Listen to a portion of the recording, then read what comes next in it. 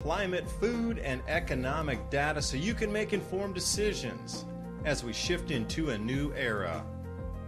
Here's what was, this is what's coming. Our world is never going back to 2019, so what will the new era look like? And most importantly, what is immediate that will affect the pocketbook and the outlook into next year so we can all get ready? Thank you for joining. I'm your host, David DuByne. Right along here with Ransom Godwin, as always, every Thursday night, 10 p.m. to midnight. Revolution Radio, zigzagging through the hour. Thank you for allowing us to come and discuss some of these geopolitical and economic upheavals occurring that are right on track with a repeating cycle in history. If you look out and start to see that the low amount of solar activity happening right now, there's like 2 or 3 sunspots.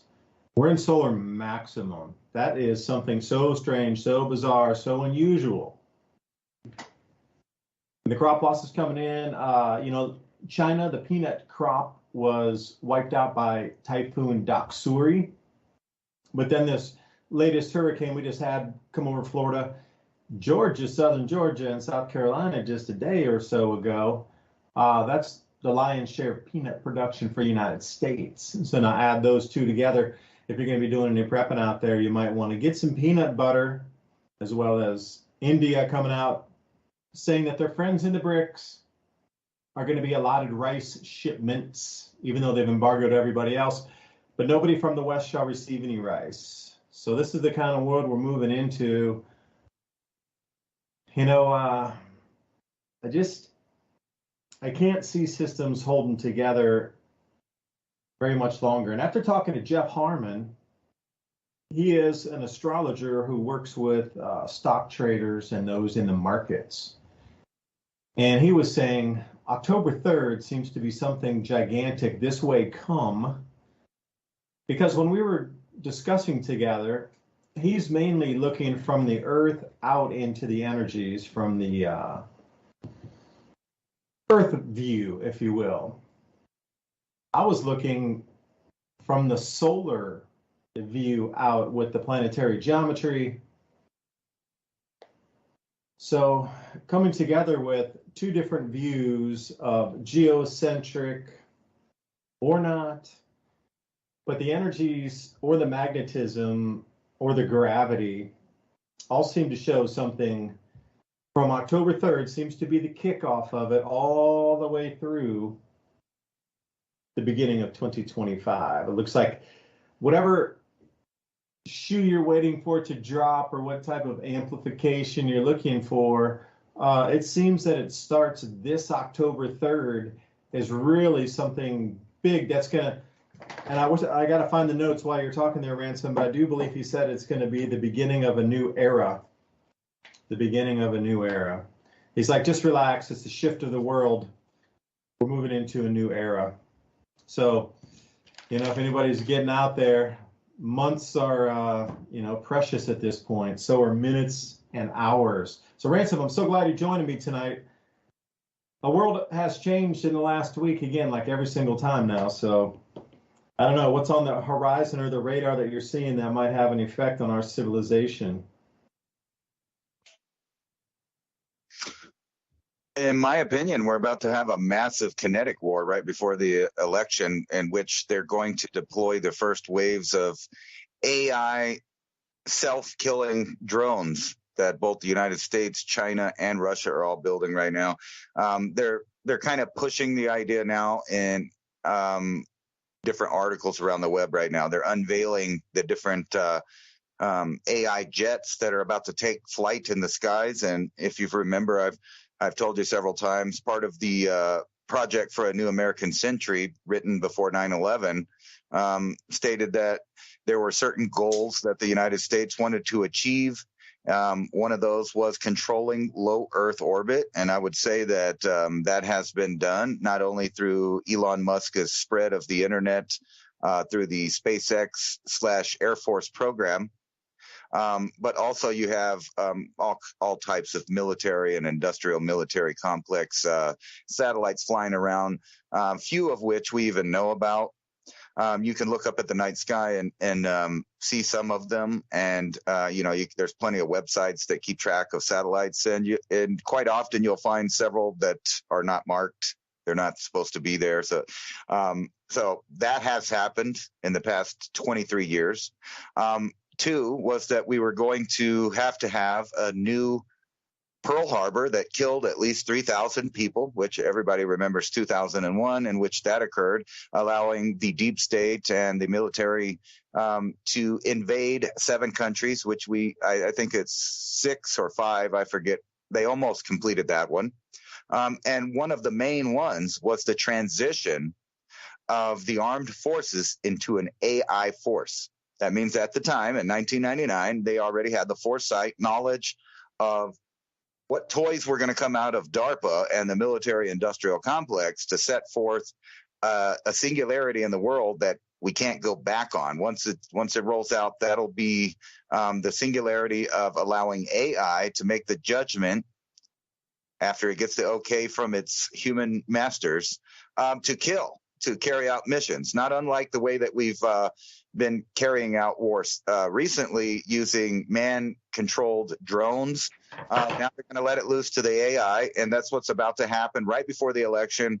I wouldn't even be surprised if a major war between the United States up front starts happening. According to Zelensky, he does indeed work directly for UN, so the idea of a proxy war is now gone between NATO and Russia. And then we have the situation in the political arena, which I believe I called it exactly, in which I said it was a TV program, that they were making a made-for-TV program drama out of the presidents, at least since, Trump is when they started this information campaign of a made-for-TV politics extravaganza miniseries, and all of the Russia hoax, the whole thing, all of the stuff is tied in together into the next election. And not only are we fighting AI, the idea of AI taking over the markets, food distribution, farming, but also the militaries of the world, and especially the United States, because back to the Project for a New American Century, it was stated and laid out there that the Air Force in the U.S. would be a fully manless Air Force by 2025. Here we are in 2023, and they're putting out the articles left and right about the new toys that the Air Force is about to get to play with, the XQ-58A. There's also another one from a different company, and this one is from Kratos, which is ironic because I called this in 2017. I randomly drove in Colorado Springs up to the Kratos main building there. And I thought, wow, that's really trippy. What is that? The parking lot was just empty. And I rolled into there later to find out that's a major military industrial complex company that provides AI soldiers, microwave weapons, supersonic missiles, anything that you can think of that's unmanned as far as vehicle related. And now the Air Force is going to buy a bunch of these XQ-58 Valkyrie experimental aircraft. And now each pilot from the United States will have multiple wingmen, a flock, if you will, of AI drones. And once unleashed, they can be told to kill, and they will do exactly that. And they can carry long-range missiles. They can, on one tank of gas, its jet-powered engine can go the width of China. It's pretty. We're about to be there. So that's going to be not really a surprise to me. But to the world. And then back here at home, they have a TV made for TV thing. And literally the front page of Drudge is referring to it like a mini series that's going to be televised and streamed so that everybody will have complete attention on this upcoming election and the Trump drama and the Biden drama, not to mention not just Biden, but you got Feinstein, however you want to say it. You got Mitch McConnell and others, these senior crypt keeper politicians that seem to have puppet masters that, the strings are now showing because they're freezing up, forgetting where they're at. It's pretty obvious that someone else is running the show and not the people that they're showing us on the made-for-TV special. Yeah, it does seem that the planet will get burned down before they allow people to escape on a large fashion of numbers through this programming reality that we're in. And if you do want to take a look at the skies, which not a lot of people do any longer, use the program Stellarium, and that's the one I use. They show all the satellites, comets, planetary movements, different constellations as you move through the evenings in your dark location. Because you brought something up with the Starlink, and I'm going along with all these things. Now, you cannot with a straight face tell me that the internet's going to stay up during these times of different upheavals, whatever is happening. A lot of people moving over to Starlink, and I was, my internet is just off and on, off and on. And it's just terrible now. It's, it's unreliable. So I was thinking I should just ditch the home internet and just go to Starlink exclusively. But now I'm thinking, Ransom, what do you think the percentage of both Starlink staying up 100% while the terrestrial internet goes down completely for months on end? I just really can't believe that Starlink's going to be completely operational at all times while the terrestrial internet has no connectivity. I just, that information blockout's probably going to be pretty complete from the earth, on the ground all the way through the skies. What are you thinking about that?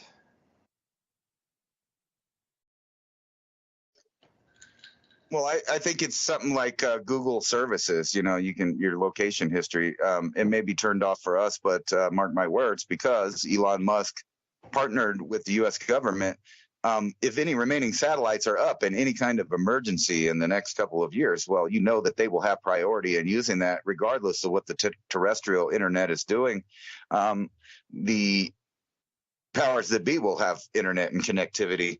What's really weird about this, and I forgot to say that, is at the same time as we're about to put up the AI jets in the sky, we're training right here, U.S. to train Ukrainian pilots on F-16s this October in Arizona, and that'll probably spread out because they're already talking about sending them to San Antonio, Texas, and then they would show up here where I live at Holloman Air Force Base, because that's the main base that we usually train foreign governments to use our stuff. Now, I think it's really ironic if you really think about this. You can see the chess pieces moving when they do things like this. So you were talking about something happening in October. Well, in October, we're training foreign pilots to go bomb a nation that we're just about to be at war with. And that the Russians are not going to see Ukrainian difference, than Americans whenever F-16s start flying into their territory, not only given to them from, other countries in Europe, but when we're training them to fly them. So the combination is basically NATO, the United States. And this is happening in October, which is a perfect reason to declare war or say that we're already at war with Russia, even from their perspective, because that's how they're going to see this. But I think it's really ironic that these giant, massive weapons transfers, not only to the Ukraine, but you remember the $84 billion worth of equipment given over to the Taliban when Sleepy Joe took over. These are some of the biggest weapons transfers in history. But don't forget Benghazi, that was full of surface-to-air missiles and things like that, javelins. This stockpiled at a CIA warehouse because they told everybody that was an embassy, but it actually wasn't an embassy there. So large amounts of weapons have been transferred in the past couple of years in preparation for this World War scenario. And I don't think it's coincidental that the United States is busting out their AI drones. We're talking about swarms. So what you're about to see is something that mankind has never seen before, very similar to World War I, when people first got this look at mechanized warfare and developed shell shock. Well, we're going to have digishock, drone shock, when people are realizing that massive amounts of numbers of people are collateral damage, dying because of drone warfare, in which people are just programming and letting loose these autonomous killing machines. it sounds like we're talking about the Terminator, but we're not. And then also, I like to bring up a good author that used to work, with the Department of Homeland Security. His name is Joel Skousen, and he wrote a book called Strategic Relocation. But he often talks about that some kind of nuclear exchange has already been worked out between us and China in order to start the new world order actually in the way that they see it. And what they would do is have a small exchange, and then the old fighter jets that are all flying around are going to get taken out by the next level of technology. And I think that's what we're about to see real shortly. Between 23 and 27 is going to be a chapter in history that you could look back on and say that's where it changed. That's where everything went over to AI, not only warfare, but farming and the collection of food, the distribution of food, all forms of currency will be controlled by AI.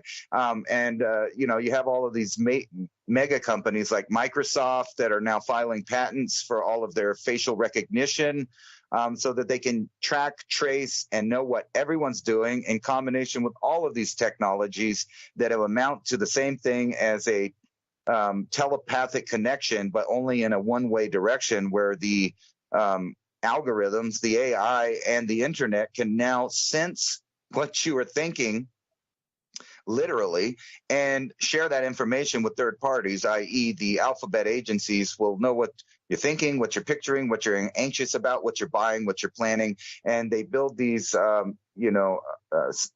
databases of all of your metadata and now personality profiles, and you've been profiled, cataloged, and digitized in this new system. And people think it's a joke, but when you look at the financial markets, all signs are saying that they're about to do the major reset.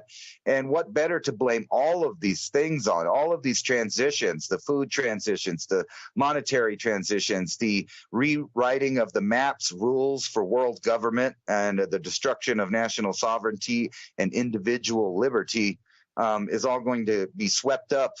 It's been incrementalizing for years, but inevitably any incremental system will come to a singularity, and at the very end you see it exponentially increasing, and that's exactly what we're seeing right now. Just the craziest of things ever that you've seen out there. Like I saw this story the other day that they're providing special time rooms in Germany for the little kids to go in and explore themselves with adults standing by, just to monitor them for safety. But, the whole world's changing, and it's all going in a dark, twisted direction. I think that because of so many years under the Christian doctrine for the last 2,000 years, they have gone out of their way. It's a lot like the Star Wars plot, in which you got these Sith people infiltrating governments around the world, religious organizations, financial organizations, and then they tarnish the name and destroy them. So first they join them, they co-opt them, and then they burn them to the ground. And you can see this even in the mindset of television, in which, like, especially Generation X, we were bombarded with sales from the different toys companies and the cartoons and the fads and all of that stuff that came out of the 80s, to buy, like Transformers and G.I. Joes and you name it. And each one of these, the leftists, the Marxists, have got a hold of and paid for, bought all of these ideas. And they kill one by one each little hero or icon from that time period, which overall, messes with the moral, sense of what the character's supposed to be. And then on top of that, it really messes with someone's mentality. When what they thought was a hero, they destroy it, they change it, they warp it. And they've systematically done this to every kind of icon and fad that you could uniquely call American, especially.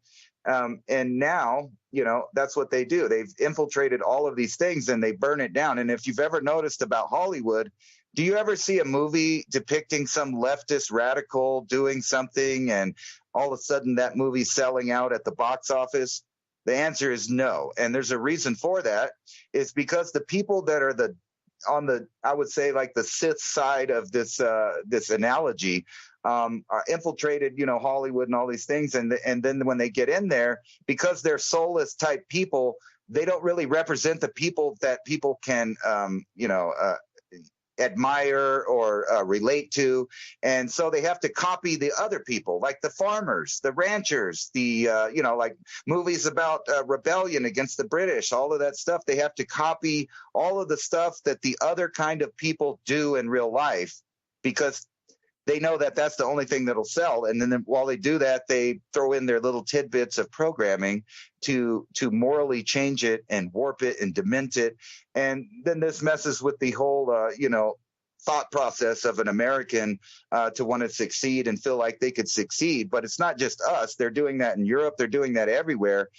So there's a big wave to get you prepared for the changeover. And it's kind of like the art of war. You weaken your enemy first, and then you attack. You don't just go in there when they're at their strongest, whenever they're at their brightest. And that's the same reason that armies, whenever they invade, the first thing that's attacked before the actual invasion is the food source. So if you're going to have a worldwide takeover of a new government, a new system in which you would have to starve out the people that rebel against this idea. And I think that's at the point, and that's going to be your surprise in October, is all-out warfare. But don't forget, they have all of these other cards to play. If something doesn't work out in the public, if their narrative gets exposed, or if it doesn't work out the way, they always got other stuff. We could just pull out more climate stuff. We can pull out, some more riots and protests, little Marxist demonstrations to tear down and further degrade society. Or you could, they can always go with the other cards that they have to play, a financial crisis. Any of these reasons, they can just keep pushing their agendas in the background. And that's exactly what they're doing, except for now, all of the agendas are coming to light, and we're all about to see the transformation to the new world. Bring out the alien invasion card. That one has not been played yet, but it shall. So to go to Revelation, it does talk about the armies will be at war with each other, but something in the heavens is seen, and then the soldiers fighting to literally just drop their weapons and they just walk home and just stay with their families. Like something of that magnitude is inbound, and that's what I talk about at the end of 2024 in October, is some massive electromagnetic phenomenon is going to be occurring. Now imagine armies are going to war. They've been fighting for 6 months, part of a year or whatever, depending on when it kicks off, and then they start to see, dancing plasma ropes in the sky, squattermans up there, you're hearing trumpets and things, space debris coming in, getting a little denser region of space because the magnetic field won't be so intense. So a lot of even what you consider like grains of dust will be making tons of shooting stars. Like all those culminated together, and if there's something massive in the heavens that really happens, like all ancient cultures reference some massive event that was witnessed from everybody across the planet could see it. Like if that level of disruption in what we consider normal electrical fields of our planet, then everybody would drop their weapons and be like, man, this is the end. This is stupid. Countries mean nothing. This whole lie of statism anyway is the biggest lie. In terms of lies that we've been fed since birth, statism has to be the number one, that you belong to a nation. That is the biggest lie. And then maybe central banking after that, or some sort of money. You have to get a job, you have to do this. Okay, so think about in orders of how we're taught on the planet of things that you just take for granted as being, that's just the way it is, so that's normal. So think if there were no countries, and I'm not talking about in this BS utopian kind of communist garbage world, but in some advanced planets that you might see on Star Trek where there are literally no countries. See, that's the whole thing that allows the entire system to continue is statism. And without that bedrock layer of you're different, the border's there, your country, my country, none of these wars through history would have happened. And it just continues. So what's one of the solutions to that? Community-supported agriculture. I really believe we're going to get knocked back to the pioneering lifestyle of the late 1880s after all these events. Even what has occurred in the last year and a half with Russia moving into this larger escalation, even before that, the prognosis during this grand solar minimum was enough tech would be wiped out with the electromagnetic changes, enough infrastructure would be broken, because the top 2 miles of our crust is starting to move, morph, bend, pull, collapse in on itself, sinkholes, that a lot of complex systems would break down and we'd be coming back to regional systems once again. And that's what, you go back into the 1880s, it was regional systems. So if you can rewind the clock back into an era before everything was wired and completely connected as we understand the world today, if you could wind that back into, there were still basics. We had medicines. We had some, steam compression and devices that, could automate things. We had factories at that point. It wasn't like you had to do everything by hand. It's just they hadn't come up to that full electricity type of thing yet, although light bulbs were already invented and they were experimenting with the current and the electricity back then. So there's going to be a massive financial reset during this time too. And who was I watching? It was Economic Ninja. I don't know if any of you ever seen this guy. He's pretty well-spoken and covers a couple topics each of his videos about the economy. But he's a realtor in California, and he was saying, I watched something this morning of it. It's like, don't buy any automobiles right now. Hold on, just wait a couple months. Because apparently all the auto dealers are just swamping, just drowning in inventory for new cars. So they're going to be either returning inventory back to the factories, or they're just going to start marking them down with drastic price reductions. Because a lot of people don't want to pay 7+% for a car loan either, in addition to a house. So, it does seem that something transitional is right at the tips of our fingers here. And I had a few revelations about why are these things going on with the companies in America? And Ransom, you kind of hit on that there for a minute. If you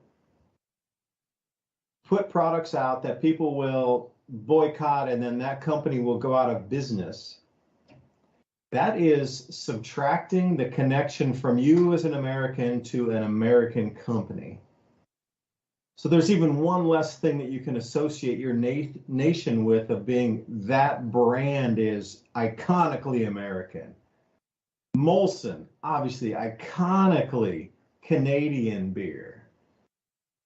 So if you start to take away all these different companies and suddenly there's only multinationals, then even at that most subliminal level of you associating a product with a nation that you can have allegiance to because you're from that nation is being totally erased right now, company by company. And I looked at that and I said, yeah, you know what? It might take a decade, because the people pushing these buttons to do this, they're playing the long game. And if you trace the money back on these same, aristocratic families, moneyed families, those that have been in control of printing money, monies itself, the same controlling hands have been in control for 4,000 years up to the present day. Like these families that are controlling the wealth, armies, navies of the planets going back, 600, 500 years ago, it's the same families from the same old money from the same countries. So that's not random happenstance. That is a plan that these 13 families or 300 families, whatever you're into on that, they're playing long game. They're not interested in what's happening 6 months on bottom line revenue of some company somewhere. They built those companies from scratch. They'll destroy them and rebuild them again. They're looking at 100-year cycles, like the Chinese. Their plans are 100-year plans. In America, we're stuck with 4 years on a new president. As soon as something comes in and starts working, then it's broken down and reestablished. Like nothing ever really gets done in America except a bunch of circle walking around, because as soon as the next administration comes in, they dismantle everything that was done from the previous administration. So you're starting from scratch. The only thing that stays intact is taxation, more control of allowing, the military to develop whatever it does for protection or offense. And again, the tax-based revenue, that stays the same. But anything that's there to help the populace move forward and enhance or enrich our lives, that just disappears every 4 years. Like you get that microcosm of a breath of something good happening, and then whoosh, it's gone the very next administration, and then it's whoosh, it's back again, whoosh, it's gone again, whoosh, it's back, whoosh, it's gone. And you just get this pendulum of never-ending nothingness. And that's how a lot of these long-term agendas are accomplished. So if I was going to come up with a plan after World War II and from 1945 and said, you know what, we're going to implement the money system, but it's only going to last for this many years, then we're going to need to break it down and then restart. Well, you would implement that plan out to 2045. And you would adhere to that plan using the same moneyed families, interests, like it is in China. They readjust their 100-year plan every year moving forward. So, this charade that we're allowed to participate in, it's just a charade. Is it a donkey or is it an elephant? It's a charade. Because what's really behind and what the undercurrent of everything, think about your life 25 years ago. If you're younger than 25, maybe use 10 years or something, but go back 20, 30 years in life if you can, and really think about what has changed in terms of us getting more autonomy and having the government have less autonomy or less authority. None. It's the complete opposite. That machine keeps getting more all-encompassing, more all-encroaching, more all-seeing. Whatever candidate's in there, or whatever, face that they put in front, doesn't matter. That whole, steamrolling agenda keeps moving forward incrementally. But I'm seeing the teardown of association with a nationalist product. So what's going to be, if you remove the meats, okay, you're removing all the barbecues, the 4th of July things, Oscar Mayer, whatever it is. So if you can remove meat out of the diet, you can remove that association of Independence Day and these types of things, Memorial Day, etc., for barbecues. And you see, it's incrementally going this direction. And I keep coming back to it. They're not growing enough field crops for the animal feed. That's why they want to have you eat less meat, because if we don't have enough animal feed for fodder, then we can't raise as many animals. That would be cows, pigs, chicken. So of course they're going to discourage you from eating something that can't be raised anyway, because there won't be enough input into it. Now strip away national sovereignty. Oh, we need to go to the UN. Then strip away anything national identity of a product. And it's kind of where we sit right now. Now start a big world war, and then how much stuff could get destroyed in literally a fraction of a second. Half the world's operating systems could be taken and dismantled in 2 weeks. And they wouldn't come back. Whether it be factories or packaging plants, multinational companies that own particular products that have brands that are, iconically this, that, or the other. Well, that company is completely gone. So when it restructures, they're probably not going to have the same products again. See, this is my cue on this is we come into the world war. If we do, I'm hoping the vibration frequency of humanity can stop that. But at the end of it, with all these companies destroyed, do you really think they're going to come back with ultra-nationalistic, identifiable nationalistic products for people to rally around again for that nation? I highly doubt it, man. I highly doubt it. I think everything's going to go that they're trying to erase that nationalist out of products even, let alone brainwashing it out of you in the schools. The only reason I think it really went ultra-nationalist after World War II and into the 1950s is because those school kids, they needed them for the Cold War. And after that Cold War ended, right around the year 2000 or so, the entire schooling system completely changed into this socialist, doctrine that we've moved into now. So, obviously something changed. And what is this next thing? Now they're, getting these kids that have been going 20, 25 years old now that are getting pushed in for the next whatever iteration of change.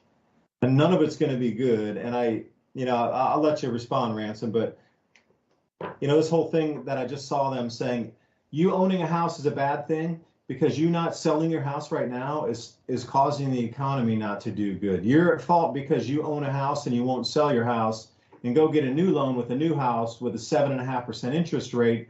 So if you're holding your house and not selling it, You're the one who's actually causing the economic difficulty in the country. I kid you not, that was out yesterday.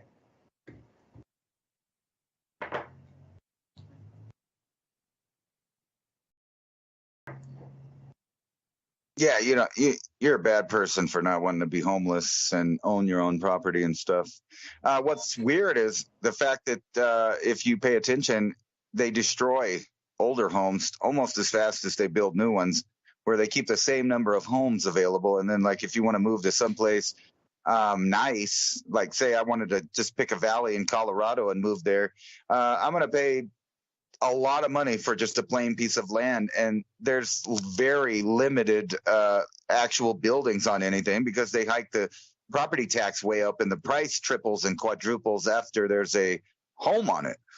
So in that way, they just keep the number of people that own a home really low, and the further we go into the future, the more banks and companies will own the properties and less private ownership of homes. And then, you got these disasters that keep allowing municipalities and different people to rezone areas, taking back and only letting people with a certain dollar amount own land there.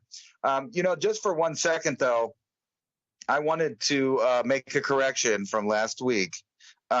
We had the word loose up there instead of lose your preps. So, if your preps are loose, they might get lost. And so, it still kind of made sense. But the other thing, Pack them down, man. I couldn't for some reason, I was thinking prairie dog, but I kept saying marmoset last week. And I bet everybody was like, why does he keep saying it? Why is he talking about monkeys? I guess if you lived in those other countries around the world that do have the little monkeys, you could eat them just as good as a prairie dog. So, it still applies. That still preps on the go. But for 1 second, though, I wanted to show you some stuff that, is pretty wild.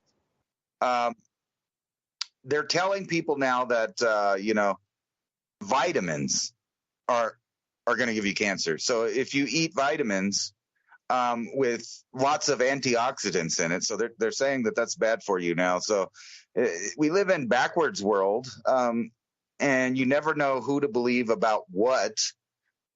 About all kinds of these stories. It's like the egg argument that they had for decades between the 50s all the way till the 2000s, and when you looked at that, you would trip out because one year they would say eggs are bad, they're bad, and then the next year they would say, well, they're good, and now they have too much cholesterol. Now you're not getting enough cholesterol, so they keep doing the weird thing. So you never know exactly what it is that, according to the authoritative sources, are good for you. And then they're doing this with all of the topics with these misleading ideas. Like here was another one over here that I was looking at. It's completely like you couldn't believe. Like, oh, here it is. Bill Gates funds scheme to chop and bury trees so that we could fight climate change, because those evil trees, they put out all this carbon dioxide, right? And all of these little programs, people don't see it, but it's all aimed for one outcome, and that is the replacement of humans in the workforce. Right here, what we were talking about earlier is in the military context of how they would be replacing manned flight with AI. And here's an article also: AI humanoid pilot might be able to solve the pilot shortage. So think about this real deep and hard for a minute. Say a pilot has a heart attack or a stroke or something like that incapacitates him. Don't worry about it. We don't have to put your life in danger in the hands of a human being. We can have AI pilots, AI taxi drivers, AI everything, because we're at that point. Here's another one. Apple tests using 3D printers to make devices in major manufacturing shift. Now, one might think, oh, wow, everything's about to get cheaper and better. No, it's not. It's going to cost the same. The only difference is they're putting people out of work. Just like the, turn minimum wage into $17, people. Congratulations. Now you can't buy anything for $17.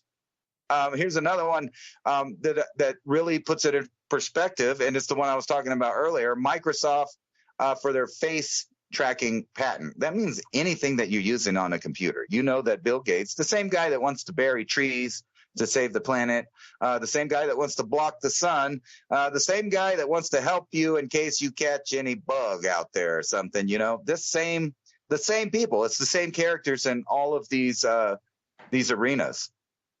So, are you ready to hand over everything to these guys? And then at the same time, why are they pushing the idea of all these facial recognition, the universal coin, if you want to call it that, or whatever, that's eventually whatever the last one is going to be? It's because whenever they do stuff like this, they want you to participate, and they don't want to know what you think about it or whether or not you want to comply or not. So we could look to the future for environmental hazards that cause lockdowns. And anytime you hear this word lockdown or 15-minute city or any of these things, I want you to think about natural disasters and how they unfold. Here's one from AccuWeather. Idalia turns deadly, wreaks havoc on Florida to the Carolinas. I looked at the map this morning. There was 300,000 people out of power. It's down to about like 91. But the videos are just crazy. And this is nothing new. The U.S. has been dealing with this since we've been a country, yet every single time a hurricane or some kind of natural disaster rolls through, people are beating you over the head with climate change. They want you to realize that you, the human being, are a problem. And the more and more, the articles and the news and the overall understanding of the situation around the world is starting to come into alignment.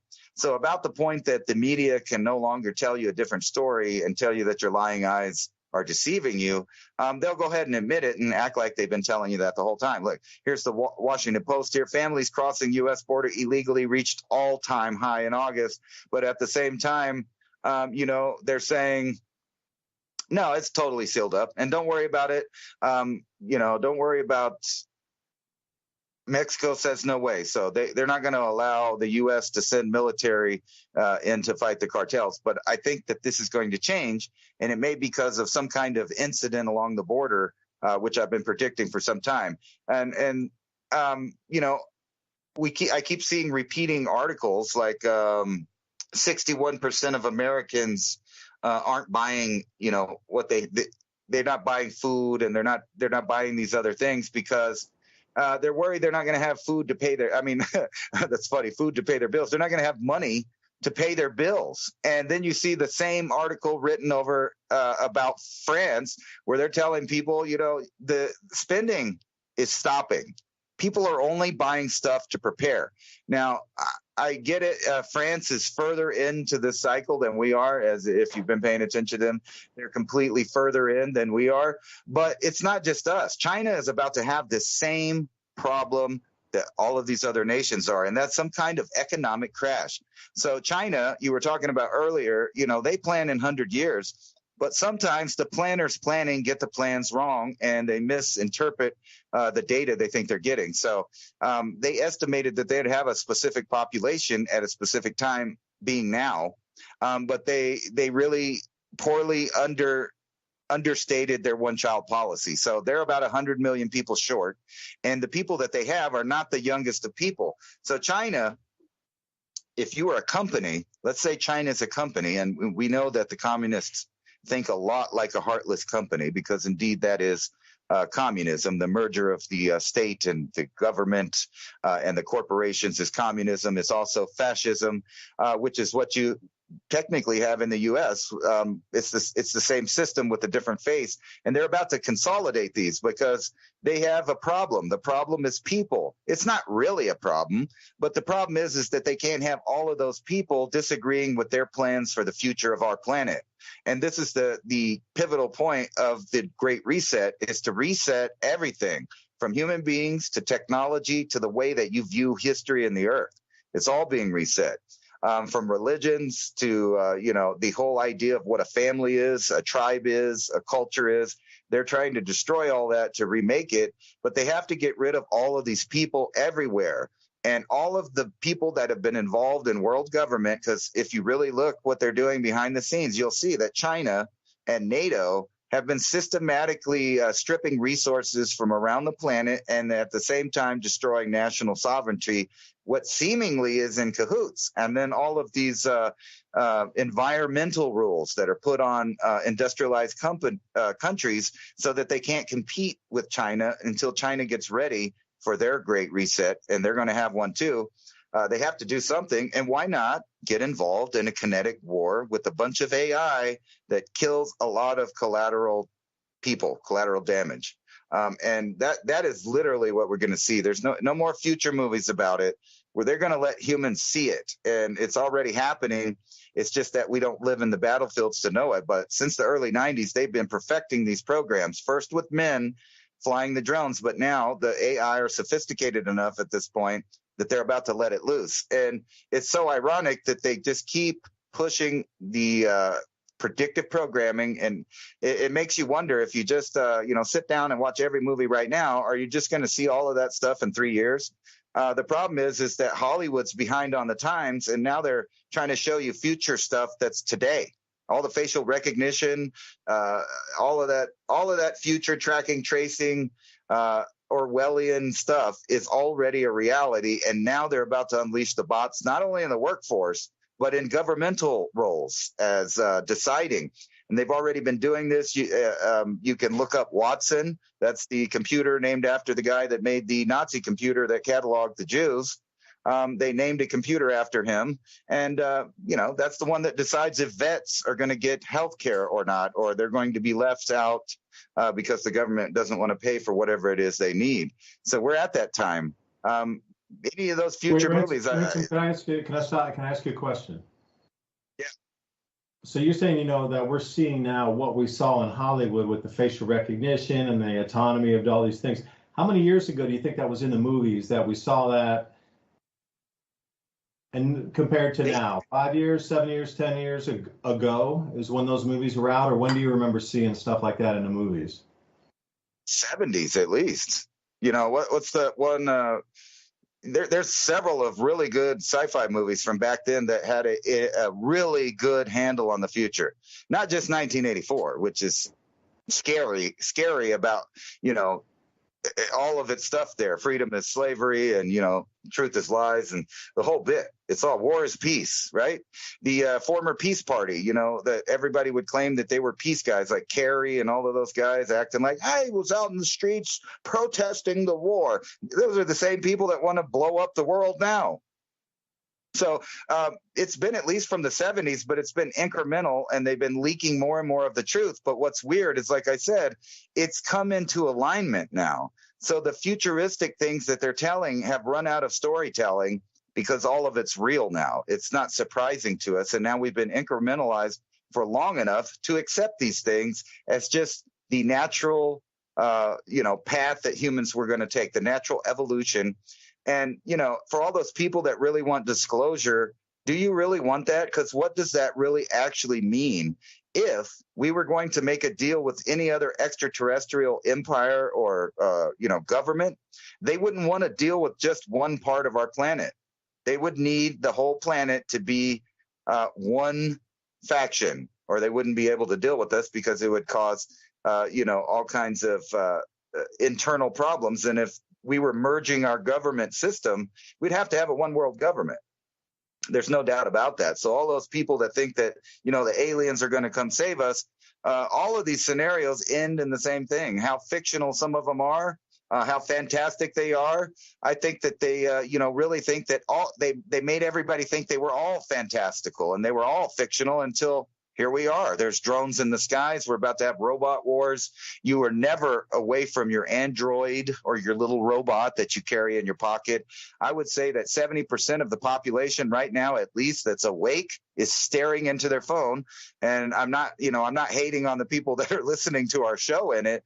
But it has reached an epidemic where, like, I go outside and I'm driving around. I almost hit 4 or 5 people that have walked in the street because they're looking at their robot to give them directions, not only on who to pick politically, what the latest trends are, what health information they need, or what medicine that they should take or not take.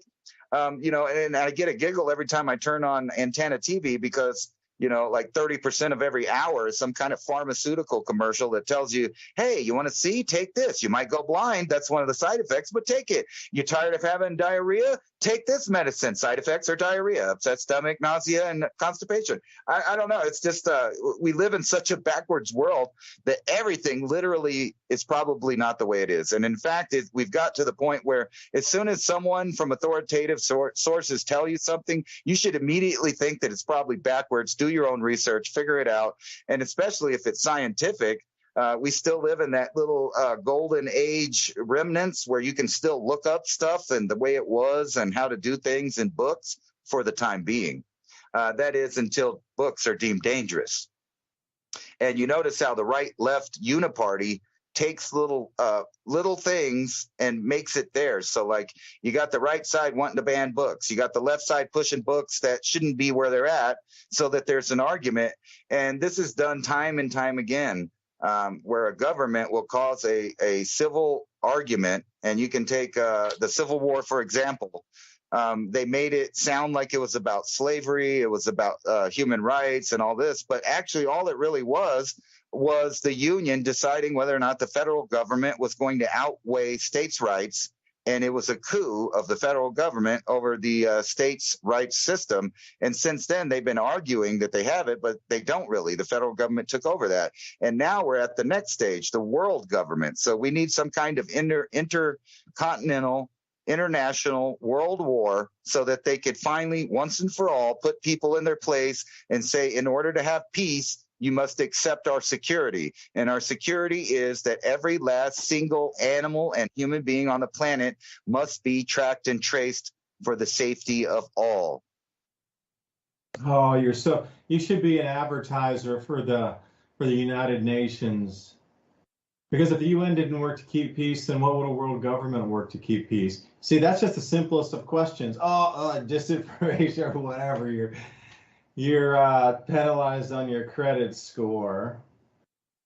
So I wanted to say something about maps, like people looking where they're going on their phones and maps and books. Lonely Planet, for all the views out there that used to travel back in the day, Lonely Planet.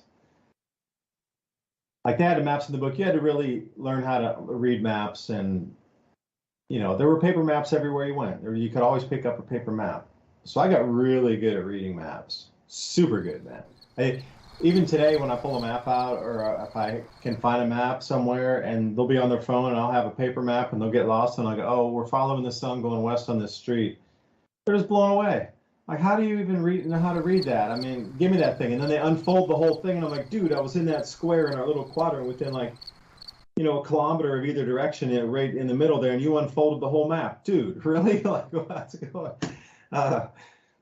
But those kind of skills of even being able to read a paper map without the electronics, and who knows how to use a compass and a sundial these days. Actually, one thing I bought just a couple weeks ago was a compass with a sundial on it, attached to it. It's on the front cover and it folds up. But having those rudimentary things that are running off of the Earth's magnetic field or the sun itself, so you can actually see the light to tell you what time it is, provided your device is pointed northward.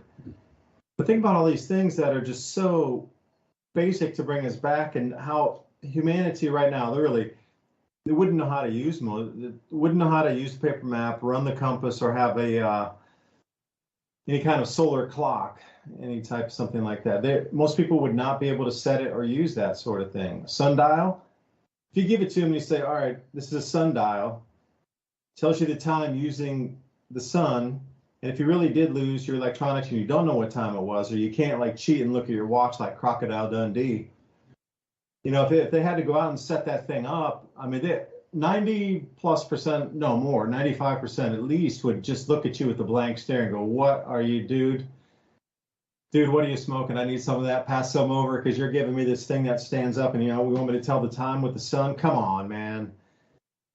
That kind of, or even to read a map. Okay, we don't have any more, the satellites are down for a bit. There's no more Google Map. You got to do everything paper map wise, which is another thing. How many of you have bug out maps in your cars of the local counties around you, of county maps?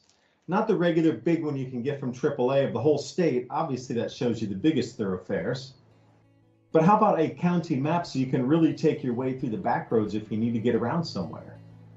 Like, you don't know, you could be one county away that you're not so familiar with, but you just need to get back into where you're at, local, and closer back to your city or town or highway or something. Mr. Vice President, Mr. Speaker,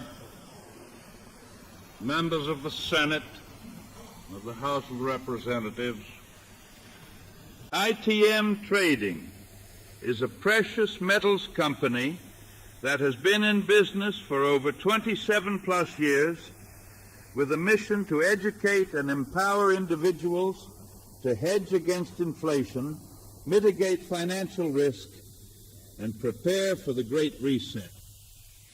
ITM Trading has spent the more than 27 years developing a team of expert researchers and gold and silver analysts to make this possible. Simply put, we build strategies which are historically proven to protect your wealth and assets through any economic downturn. Your journey starts with a strategy that will educate and empower you to thrive during the current economic crisis. These resources have been developed for the sole purpose of equipping you with the knowledge you deserve regarding the truth of our volatile finances. ITM Trading was born out of our founder, Craig Griffin's principle that it takes more work to be honest and to educate people, but it's the right way to do business. Over 27 plus years, and still we are family-led.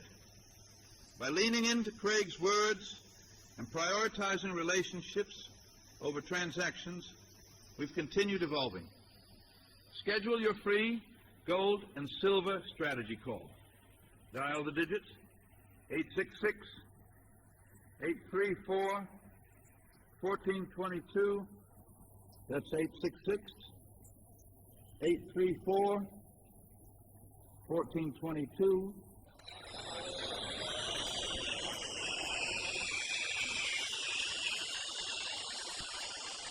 You have a choice in today's unstable world.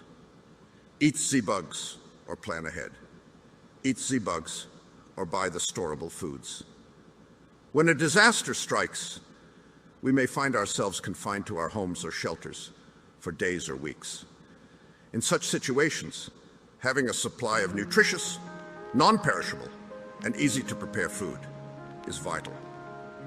So what essential foods should we include in our emergency survival food kit? Let's explore some key items that are not only non-perishable, but also wholesome and easy to prepare. Dried fruits are an excellent addition to your emergency food supply. They are lightweight, compact, and provide a natural sweetness and energy boost. Energy bars are compact, portable, and nutritious. They are a convenient on-the-go snack and provide an instant energy boost when needed. By incorporating these additional items, your emergency survival food kit becomes even more comprehensive and capable of sustaining you and your family during extended periods of disruption. Having a well-prepared emergency food supply can make a significant difference in natural disasters or unexpected emergencies.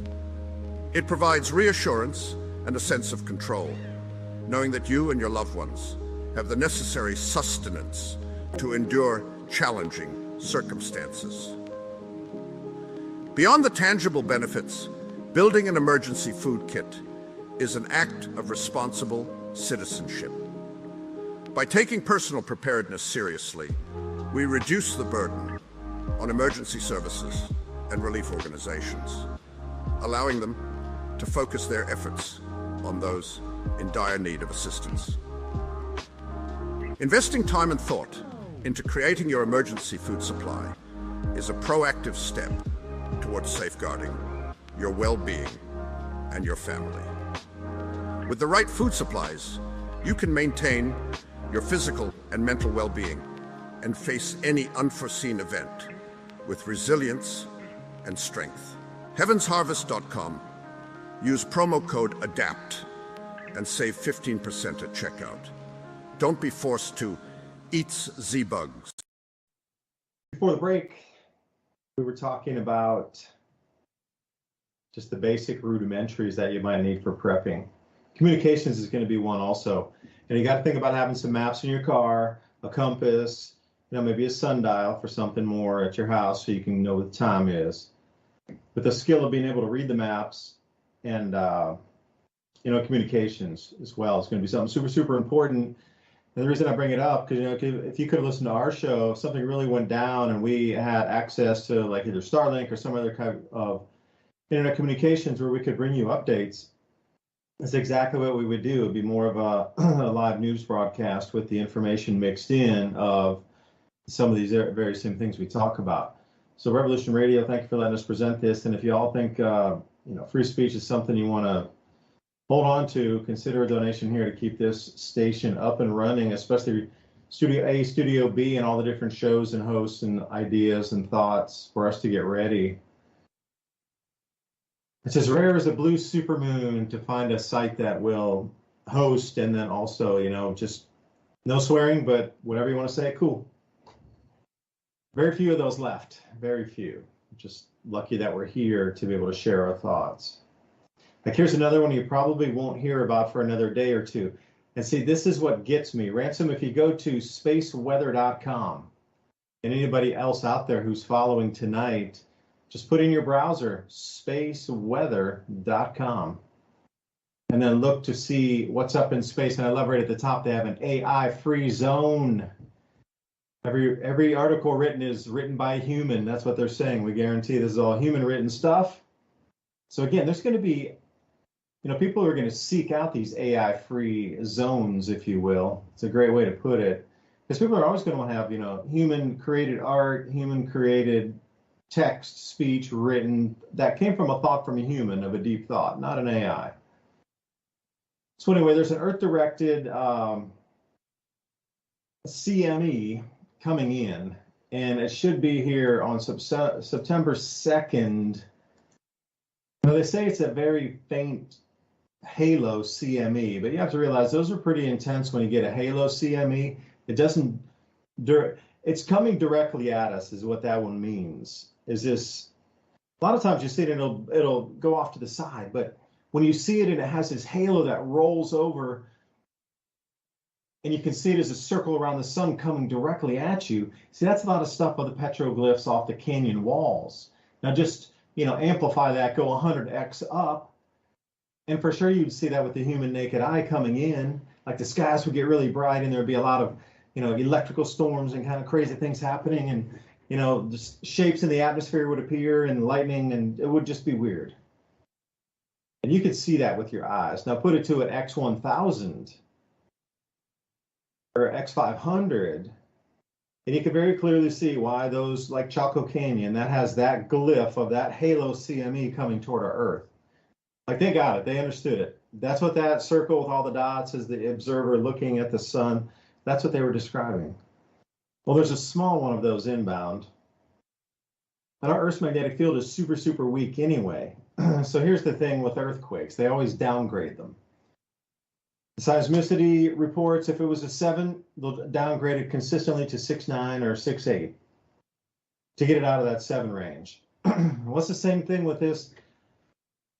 I know where solar maximums or magnetic fields are a little bit stronger, but just the overall intensity of the sun is down. So overall, the magnetic field of the planet's not as strong as it used to be comparatively.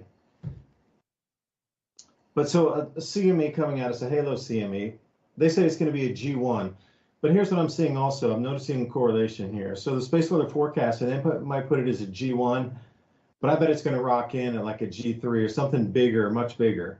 Just like they downgrade the quakes, they downgrade the solar forecast intensity from whatever's happening on the sun.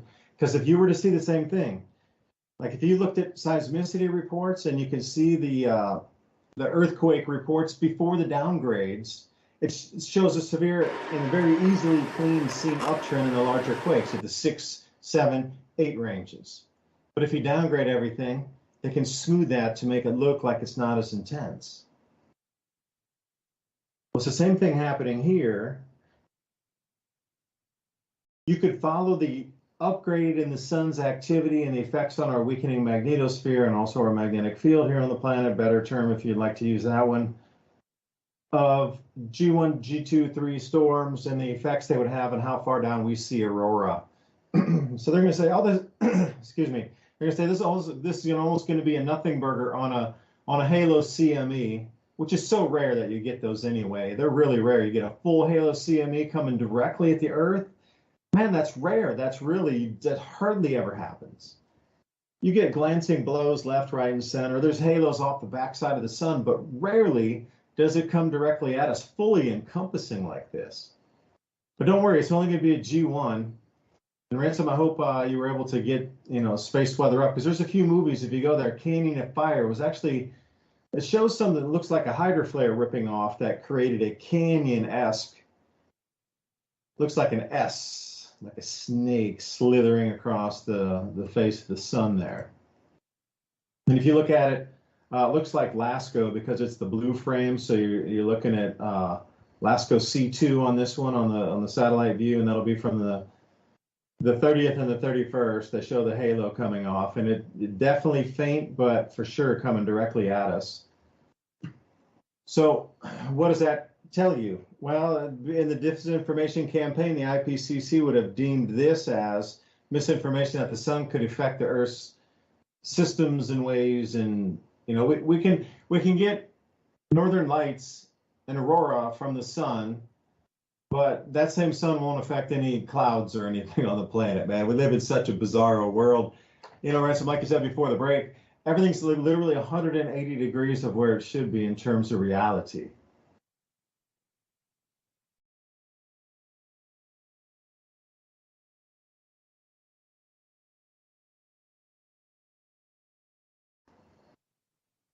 Hey, Ransom, you there?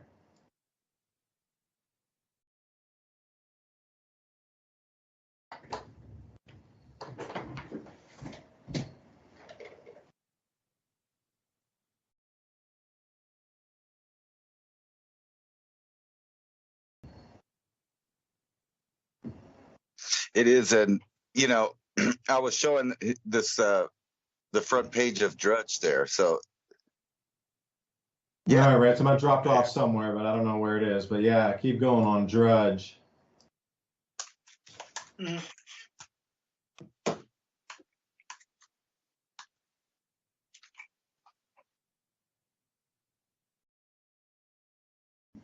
So Ransom, before I dropped off, I was trying to get everybody to go over to spaceweather.com. Did you get over there?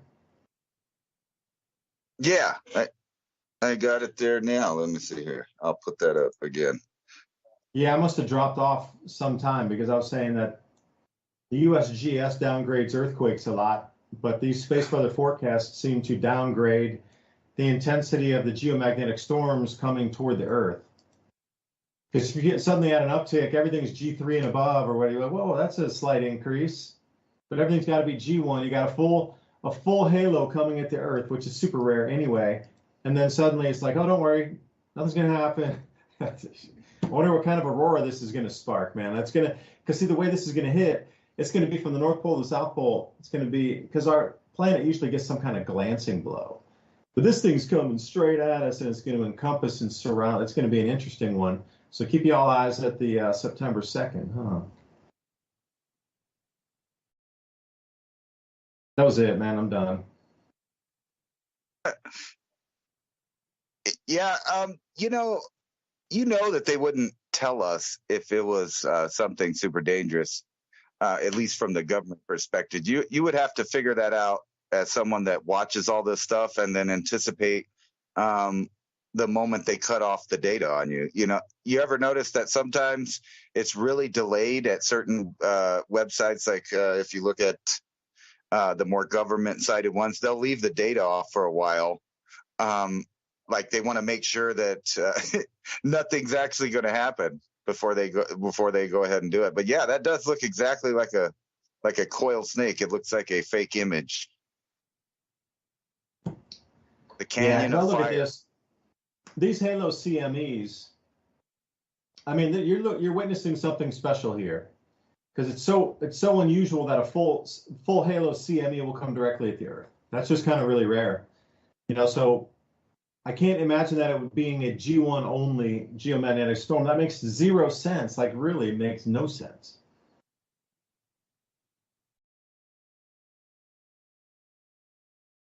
Actually, it's always surprised me ever since I've been watching these things that, most of these seem to pop off right before the sun turns around to be Earth facing. It's almost as if somebody's like looking out for us in a cosmic way, because a lot of those that I've seen since I've been alive would have killed almost everything on one side of the Earth if it had, popped off in our direction. We get little weak ones like this all the time, but you ever wonder if there was some way to predict this, because that they cause radio blackouts sometimes in different portions of the world, that would be perfect opportunity to carry out, certain things, because there's a time delay from seeing this, and then when the material gets here, that you could plan out any kind of op or something at that time period. Because there would be radio blackout in areas that would be able to say stuff. And it kind of makes me wonder if they are assuming that this is going to happen at a large scale, because ever since I've been looking at the Elon Musk SpaceX type stuff, I realized that it is the future. It's throwaway technology. These are really small satellites that are easy to reproduce and put up in large amounts. So even if we did have a devastating, geomagnetic storm hit the Earth and it knocked out all of these older big satellites, in a month or two, people could put up smaller ones again, which would, put up internet for certain people, like we were talking about before. Whether or not they let terrestrial internet happen, I don't know. But think about I don't know if it's last year or early this year, one really small geomagnetic storm hit, and it dropped like 40 of those SpaceX satellites. Came burning down to the Earth because they're at a really low Earth orbit. And they have convinced everyone on the planet that, if a Carrington or larger type event actually came across the Earth's way, that it would knock us back into the Stone Age. And I somewhat disagree with that. It will knock large populations of peasants and poor people, according to the elites back in the Stone Age. But there are continuity of government plans and easily fixable things that they could be up and running within months. But that would be, the powers that be. And they've kind of shown that everything's going in this throwaway type of AI control, really small. Everybody thinks big, but we're not back there in the 50s and the 60s, even though they would like you to think that we are, as far as technology that takes us into the outer realms out of our planet there. Because obviously Elon Musk has been proving that with a little bit of AI controlled power, you could take the old Wernher von Braun technology, and it's a force multiplier, which changes the whole technology. So now you can control each individual rocket, allowing it to be reused. And, if you remember the old UFO stuff from back in the 50s, they always kind of showed this flying saucer with some thrusters under it that would land on the 3 little landing pads or the 4 little landing pads. And that's what we're seeing now. It's the Elon Musk stuff that they're showing is basically Wernher von Braun stuff, all the stuff he came up with, but with the technological twist on it. And it shows you that they really don't want us to get out into space as far as human beings. And I don't even see private corporations really getting a good look into deep space for some time. However, they are mass producing the stuff that's pointed inward, meaning like all of the stuff to track and trace. So it tells you where they're going with it, and it isn't outward, it's inward. We have a giant spy device, just like Musk said. I'm not blaming Musk because he's not the only billionaire or NGO or international tech company or government that's putting these type of things up into the atmosphere and using all of this stuff. He's just a good public example. He's kind of like the made-for-TV Tony Stark Iron Man version, except for he doesn't fly around in a suit, but he is sending rockets up and he is putting a lot of satellites. And according to even him, we're going to be connected directly via brain implant. Even according to him, there will be no dead spots on this planet, meaning that they have a idea that they're going to keep putting these things up nonstop. And now that they're more disposable, you could totally see the breakaway civilization living right here on the Earth, even with the other people that have been knocked down with their economics taken away, their free will taken away about where they want to go. It's so attractive. But in order to do any of these plans, they have to reduce the population by a major factor. And we're already at the population plateau. So if you've been studying the population of Earth, even though they've been telling you it's overpopulated and it's just going to skyrocket into the future, the truth is right around 8 billion people is where they knew it would plateau.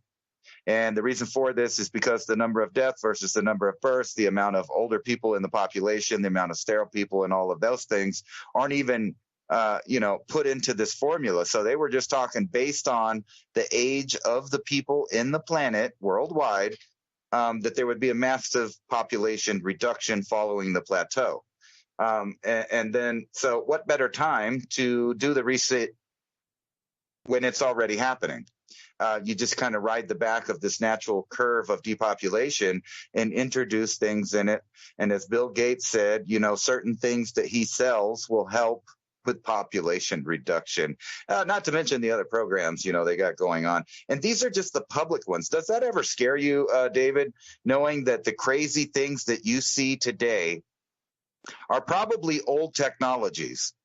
But not only that, that's just what they're letting you see. And that there's a whole nother level of things above the presidents, above the single governments of the planet, into the black budget military industrial complex world that we know nothing about. They are making programs and they have things that are just unimaginable. And imagine the plans that those people have compared to just the ones that they allow us to publicly see with a couple of lowly billionaires. Yeah, it's impressive, isn't it, with the tech? Because okay, let's go tech and housing, but they kind of go down the same line here. So with that, back to the housing again, I've written this note, and when you were talking, last hour, I wrote a note. With BlackRock buying all these different homes right now, and those out there, at least on some of the government media and the economic arenas, are saying that because you own your home and you won't sell it now and turn it over to somebody else and try to make that money move and increase the velocity of money, you're causing a lockup in the economy. Well, people who are losing their homes or are selling some, they're not individuals going to rebuy them again. It's mainly just institutional buyers, and I'll use BlackRock as one. But it comes into the interesting theory here of bringing us back to serfdom one step at a time means if you're not going to be able to own a home, you're going to have to rent a home. So they're not going to just grab everybody's home because people will be like, you're not taking me out of my house. But as we're moving to the next step, what you can see is everything once sold will be bought by a company. It won't be transferred to an individual. And then from that step, it'll be everything across the planet will be rentals. Nobody will own property at that point. You really won't own anything. You'll just be a renter. And the dangers that comes with that is the person renting you the house in the contract can say, this is a no meat household. You cannot cook any meat. If there are, we have meat sensors in here. If you cook meat in the house, then you've broken your lease and we shall return your whatever, and then you're kicked out of the house. But then I'm sure by that point they'll have some sort of social credit score associated with it. So then you won't be able to rent another house because you broke that no meat. I could see no smoking in a house. Okay. But what if that no alcohol consumption in the house? Like if you're going to rent the house, no meat and no alcohol in that house at all. And sensors everywhere. And then they could really push it on. Oh, you said something political. Oh, you broke the lease agreement. And this is where I think the serfdom comes back in again, where the kings are going to own or try to own, and you shall just live and work and pay your grain as taxes to the king for your sharehold. I can see the de-evolution of that, which brings us back into the same cycle, which occurred. Where would that bring us back to in terms of if we're going to rerun a cycle again, probably around 1100 AD? Think about that, because you got to go back to what you consider serfdom after the monks and this sort of thing come in Dark Ages. That would put us around 1100 AD. If this spills out and rolls for another 30 years, not even 20 years, the way it's going, yeah, almost all corporations will own almost every single property on this planet. And every time you sell, perhaps the law will be passed. Well, every time you sell, it can only go to a company. Nobody can buy it again. But you can sell it and get the money for it eventually, which will probably be part of the new central bank digital currency system. They would be selling into CBDCs, which could also be controlled based on your speech or your habits or your consumption. But no, you can't spend it on that. But if it comes all the way back down again, yeah, let's say we go out 30 years, let's take it to 2050. And then the clock starts again to be 1100 AD in 2050. And then they run the same cycle again for 900 years. By that time, man, the planet would change so greatly in 900 years. Even 500 years, you wouldn't even recognize this place. In terms of just like how many forests would regrow back with a smaller population, geomagnetic shifts, larger earthquake, who knows, volcanism, a million things could happen. And then the whole story is repeated. But you know what? At the same time, they've kept all their tech as well during these resets. These same moneyed families that have been in control for 4,000 or 5,000 years, obviously, they have more information about the cycles that disrupt the Earth's systems and terrestrial systems, hydrological cycles being one big one, and then the temperature cycles, and the planting and the harvesting dates. Well, if you knew these cycles were inbound, you just wouldn't tell the rest of the planet. You keep it as your own little family secret there. And what if there's really only a group or just only a handful of families, hundreds of families that know this information that, okay, the cycle comes back again? Well, we're going to have to repeat the entire thing. For 4,000 years, if you had that advanced information, you would keep the tech, just like you said, Ransom. You're going to take it underground. You're going to protect it. You're going to put it wherever you need to take it to protect it. And then pop out of the ground, how many years later do you think it would be? 100 years later, 50 years later? The aristocracy's back. Oh, they're setting up all the systems. We're serfs now. It's a brand new world. We just have to eke the land out for an existence. Well, they're popping out with AI already. And you're going back into wearing some burlap sack that you like a hand cut yourself. Like, come on. I don't know, man. You sparked a lot of thoughts in that last bit of conversation there.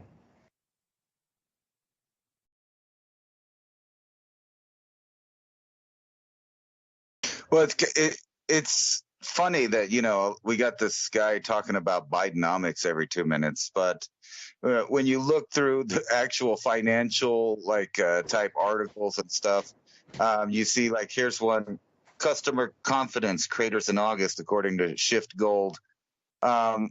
We are seeing a non-spending tsunami. Largest French retailer warns consumers forced to make massive spending cuts on essentials, maybe like meat, maybe like heating and cooling in their homes and stuff like that. I don't know. You remember that was happening for years already now, and they've gotten everybody used to it. They've incrementalized living in a worldwide recession, basically. And, they tell you that the yellow liquid that's dripping down your face is not what it is, at the same time as saying, don't worry about it. Here, 61% of Americans are living paycheck to paycheck. Inflation still squeezing budgets. Not only that, record number of people are expanding their credit limit. Record number of people are in credit debt that they haven't been in before. And we're not talking about I have some credit debt, but it's small. I talk to other people that have nicer houses and nicer cars and stuff. And then, I'm thinking, oh, well, they're living the good life. And then I find out, well, they're talking about how much debt they're in. And I'm like, oh, Okay, well, I guess I'm not in debt at all then. After hearing some of the numbers from people that are upper middle class and maybe a little more talking about the debt that they're in order to live the lifestyle that they're living, which means that it's all going to crash down at some point. And here's another one. Poor Americans skip meals, can't afford power bills, miss rent payments. There's more people out on the street. And by the way, Yes. this is something I personally know for a fact, at least where I live, there is an increasing number of homeless people and people living in RVs. And it's everywhere. I look outside, and I do live next to a truck stop. So I see more of it now that they built a truck stop next to my home. I used to live kind of remote, but now I'm not so remote. Yeah, But Ransom, how many trucks are there? Because we talked last a couple weeks ago. How many trucks are there now compared to the last time you gave me an update? More or less for the RVs? It's actually full, and I'm not sure if like it's different every night. I look over there one night and it's empty. Like, let me see here. I got a Yeah, camera. you said there's a bunch of people over there that were staying there a long time that had dogs and stuff.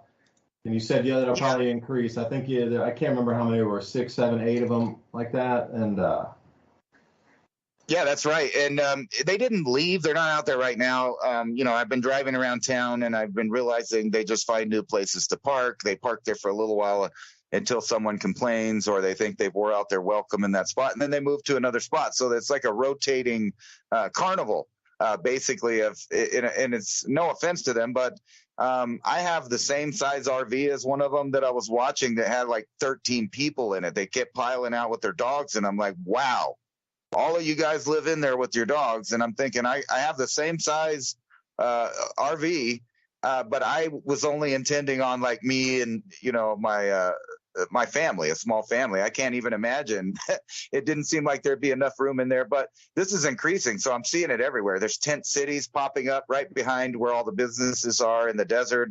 And so obviously you would think that with less people out there and people that are losing their financial stability and they're getting kicked out of these homes, that there would be more housing available for other people, but that doesn't seem to be the case. Instead, housing it's too expensive. So we're going to be seeing more and more of this, and it's Bidenomics, truly is.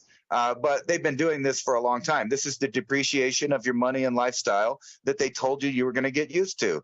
And then, you know what? If you talk out about it, you could be debanked.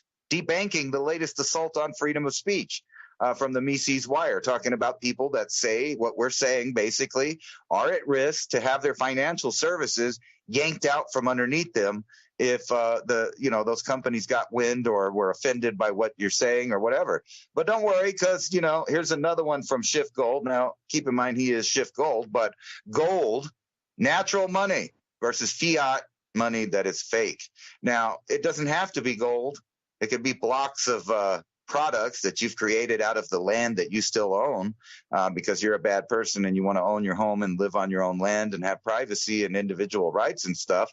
But keep that in mind. And then, more and more every week we tell you that more and more countries and financial services are moving over to the BRICS system. Brazil, Russia, India, China, South Africa, Emirates, the United Arab Emirates, Egypt, Iran, and now we're starting to have big players. Right? United Arab Emirates, Saudi Arabia, that's a lot of money. Argentina, Ethiopia, not so much. But the other countries that have more money are going to want to do business with all of these countries. And if they're not using the US dollar, guess what? They'll exchange their money. They'll use the BRICS. They'll continue to do business until we go to war and decide that there only can be one monetary system in the world to stop wars. That's just another reason to have a world war, to make everybody, all in the same boat. Nobody's different, but we're all different. Don't offend anybody, but everybody better act the same. And then I don't know about you, but all of the research, I'm not a doctor, I'm not nothing. I have no letters by my name, but my entire life, I was told by those people with those letters that I should take my vitamins, that I should have a lot of antioxidants. So, ransom. Ransom. Yeah, man, maybe we have to move the last hour over to, if you want to talk about this, we need to move over to just Rumble then. Yeah, because You can't even talk about normal stuff. That's kind of like what I was talking about. When is it, that we'll get put off the air for saying, you know what, I don't think that eggs are as healthy as they say they are. This is kind of the topic. We could stay here. This is a perfect place. So I won't promote anything or anything like that. But this is just a mainstream article. This is not me. This is the authoritative sources, and they are telling me. Which one is it? If you can read the news article and you can read the publisher and you can read the actual title with the date on it and state that, then you can use that. Okay, so the article is called, Taking Dietary Supplements Full of Antioxidants Could Actually Help Cancerous Tumors Grow.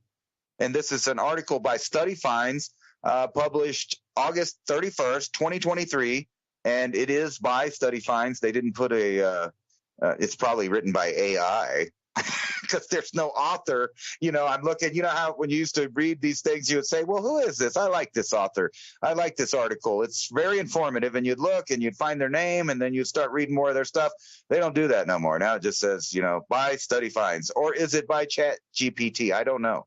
But anyway, so I'm not saying that, but in my opinion, not even in my opinion, just historically, this seems to be backwards from what they were telling me. So just like the egg thing, I don't know, next week it could be good for them. Next week it's bad for them. So you got to be careful there about who you listen to. But according to these same authoritative sources, we got to worry about us destroying the world. And evidently the seas are just not as blue as they used to be. They're turning colors on the earth. Now, we've talked a lot about the sun. And that's a color in the spectral radiance change from the sun. Are you kidding me?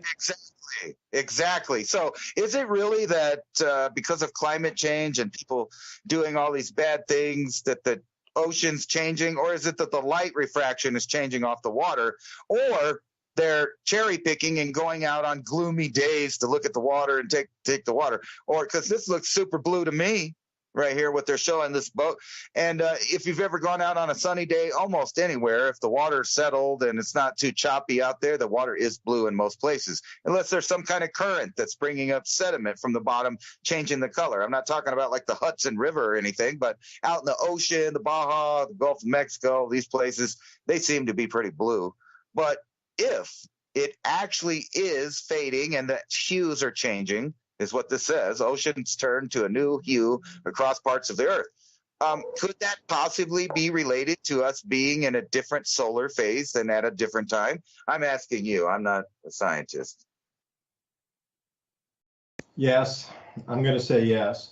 I mean, if you're looking for changes in the sun, they always say you'll see signs in the skies. So I don't know for you, signs in the skies, but if I see in my lifetime the sun go from yellow to white, that's kind of a sign in the sky, And you have to think all these other changes that are supposed to be coming in with these decreased magnetic fields, low solar activity for, the lowest we've seen in 400 years, in multi-centuries, if not thousands, plural, of years. We're coming into this time.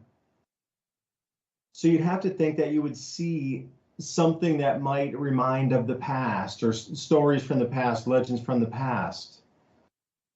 If you're going to think about the actual light from the sun, the color of that being different, and what could be also is if there's so much more water vapor in the atmosphere from the Hunga Tonga eruption, that would also refract light in a different way to change the way the angle that it entered the water, so it will come out as a different color.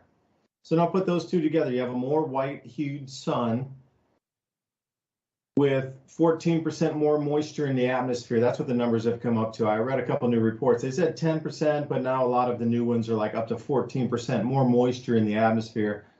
So think about trying to send a flashlight through a fog bank. It diffuses and refracts way differently than if you shoot that through a clear sky night and just you can get all the trees down in the orchard, or you can see way up to the chicken coops, whatever. It's the same thing. You put more moisture in there, you're going to reflect the light, and you're going to get a different output of what we visibly see as the human eye. So that would change the color. But I wanted to come back to your bricks thing a second, because we want to talk about oceans here. You mentioned Ethiopia, and you said, well, maybe nothing there. Yeah, no, there is something there. It's called the New Renaissance Dam. It's the largest hydroelectric dam in all of Africa. And subsequently, they're going to put a step down off the plateau highlands there of 3 more dams. And this will be the electrification point for all of Northern Africa, and what you see is like Sudan, South Sudan, Eritrea, even over into Chad. So this is where now the whole thing is starting. That was a Western project, a United Nations project, World Bank funded type of project. Now, I've been studying this for a while, and this was supposed to take 7 years to fill this dam, because it's over near Somalia, very dry. It's been really dry. Right, you know, Sally Struthers with the kids in the Sudan and stuff, send $1 a day kind of thing. We're talking way back then, kind of dryness that in your mind is associated with that area. But somehow in their infinite wisdom, they saw one of the driest places on the planet. These planners of the World Bank loans for this project thought in their great infinite wisdom that one of the driest places on the planet, we should put a hydroelectric dam there. And by the way, it's going to take a better part of a decade, even if it does fill up, to fill up. But let's go build it anyway. Well, anyway, it only took 2 years to fill up. That's how much rainfall change is coming across Oman and Yemen, and that's why they're having lakes in the deserts in some of the areas of Saudi Arabia called the empty quarter. Now, Oman and Yemen are also becoming very much wetter. And if you go back further in time to about 800 AD, there was an area in what's now Yemen called the Marib Dam. And this thing was the biggest water body, dammed water body in all of the Middle East, some 800 years ago. And this is where the frankincense route went up Western Saudi Arabia into the Sinai Peninsula. Now that was all verdant grasslands and orchards and, you know, frankincense farms. You know, there are trees, so these frankincense orchards all up and down. That's how much water was there the year 800. And this Marib Dam apparently was between like 80 feet deep to 18 feet deep or something. And it went out as far as any of our largest dams today, but it was in the driest area of what we know today in Yemen. Like if you look at the boot, or if you look at Saudi Arabia and the whole peninsula there, comes down as the boot, closing the Red Sea almost. You'll see a mountain range that almost looks like a V at the boot, but that whole mountain range behind it was that big lake area that they filled up. So for me, at the minimum, what I would look for somebody who had ancient knowledge of cycles and money to, still in control of the money, still in control of banks that can say yes to projects with that same money that has been controlled for thousands and thousands of years, knowing the same cycle.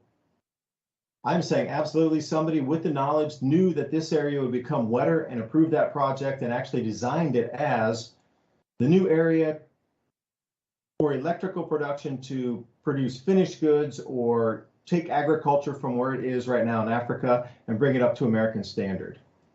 Because the number of dams that are stepping down is just, it's staggering how much power they're going to put out of here. So South Sudan also was another one to break away, to be able to control that system of rivers, to be able to put more hydroelectric and also irrigate these areas down where the White and the Blue Nile converge. So that was the whole thing. If you look at further back maps into, let's say, 6,000 years ago, like the middle of this interglacial we're in, that was a mega lake itself, where the farthest reaches of that were at this mega lake, right where the White and the Blue Nile converge. And they were thinking that that might have been actually the filling point into the lake. So there are, again, who in their right mind would think about refilling an African mega lake from 6,000 years ago with modern rainfall from today in one of the driest places on the planet, install hydroelectric dams and plan to use the irrigation waters to spill out and refill parts of this mega lake? But not now. That was 20 years ago planning, when this really was one of the driest places on the planet. That caused massive famines across so many countries because they couldn't grow food at all. So dry. But they didn't pump the ground from under the water either, or under the ground, the water from under the ground. They should have. So 20 years later, fast forward now, we got the dam filling up 2 years. and exponentially faster. We got the floods across Yemen, which used to be a dam area with the hugest frankincense plantations. And then that area and plan to reflood out where the mega lake was and turn that into a huge, gigantic, unbelievably large grow zone in the Sudan to irrigate that with like our modern irrigation techniques in America or Europe or wherever it is, the apex of irrigation. They're planning to put that out right there. That's what I'm saying. This whole area is being converted into a brand new growing zone with the modern technology, all the economy shifting there. The BRICS are bringing in the investment. They're bringing in the export markets. They're bringing in the experts to be able to put this all together. And then they're also bringing in all the raw goods that'll be required, or even finished or semi-finished products that are going to be diverted away from the states and the G7 nations or the Western countries. It gets kind of interesting when you look at this, like this ancient history here, who knew these cycles to put this in play years and years in advance? And it's just happenstance, Ransom, boom. Ethiopia joins the BRICS as one of the first signatories too. Like that's 6 that they just added to bring it to BRICS 11. That's one of the first countries to join it. Why was that? Ethiopia, because they got the dam, they got the electricity. They're going to use that as a focal point to rebuild and electrify this part of North Africa. See how they know that you have to know the cycle though, Ransom. You got to know the cycle to make it happen. And look, they've already done it. They know the cycles. And it looks like they're planning for a massive lake there. This GERD saddle dam to the south of the other Renaissance dam there. It's weird when you back up off the satellite. It looks like the crescent moon there. But think about how much, if you can see it, it's giant. Imagine how much water that's going to hold back. So all of this area. They had to build walls in between that half moon thing you're seeing there. They actually had to build retaining walls because the water would have spilled through those 2 valleys. So to build a giant dam within the dam itself, just to stop the water from spilling over between the valleys, that's what that half moon thing is that you're looking at. It's several hundred feet tall. And Right. see, the water would spill out and it would only get to a certain depth. But by adding that wall there to corral the water in that basin, they can get an extra 200 feet deep in that, what will be the reservoir through the whole area there. Otherwise, it would spill over. I was going to ask you, who did they get to help them build that? Was it a Chinese firm? Because Yes. we know because the Chinese, and I was just thinking about that when you were talking about that, how the Chinese made these massive dams and would like flood out entire places where people lived, entire ecosystems that, like all of these people that complain about, oh, we're destroying the earth, but they don't ever say nothing. Like when one of these massive projects gets built and just drowns out a whole portion of the surface of the earth that had things in it that lived there, like including people. It's really tricky. So like if you look down this map, imagine if any problems happen, war breaks out, which, I'm not saying it happens a lot in this part of the world, but there's pirates and there's other things and there's all kinds of stuff. What happens to all the people that live down here? There, you see all these other people that are further down the river, down the Blue Nile River. Those people would be taken out. Not only that, this seems to be the only area where there's greenery. It's like, oh yeah, well, there's stuff growing there. We'll flood that out so we could have water. Look at it. Little patches of greenery. It's like the only patches of greenery for miles, especially towards the north right there. And you just get right into the Sudan desert. So they're going to power electricity to all of these people, which guess what? That means exactly that Western powers will have no control over the allegiance of these countries. They will be unwanted there. And we're already unwanted there from Somalia, Kenya, Ethiopia. We've had many issues, especially with shipping, cargo, warlords, UN interference, trying to decide where the food goes, people fighting over food. So this is a whole new level of power that hasn't been seen in this area at all. Maybe since ancient times, like the ancient Kush people that lived up here in the Blue River, and then the Egyptians, of course, further north and on the lower Nile there. Yeah, and the Aksum also, if you looked at AXUM, After the Romans collapsed in, say, around 500 AD, the Aksum kingdom, which was also responsible for the gold trade along with frankincense trade from about 600 AD to about 800 AD, they had the most pure coinage in weights and measure. So they took over from the Romans. So everybody was using the Aksum gold coins all up and down that frankincense route from Yemen through Saudi Arabia on the Red Sea coastline, all the way up to what you consider like the Sinai Peninsula / Turkey, Istanbul, or Egypt over in Cairo. That culture too, you know, so there's been a lot of different things in the past that have controlled that have had vast wealth, and you don't get vast wealth in a desert unless you're getting oil, you know.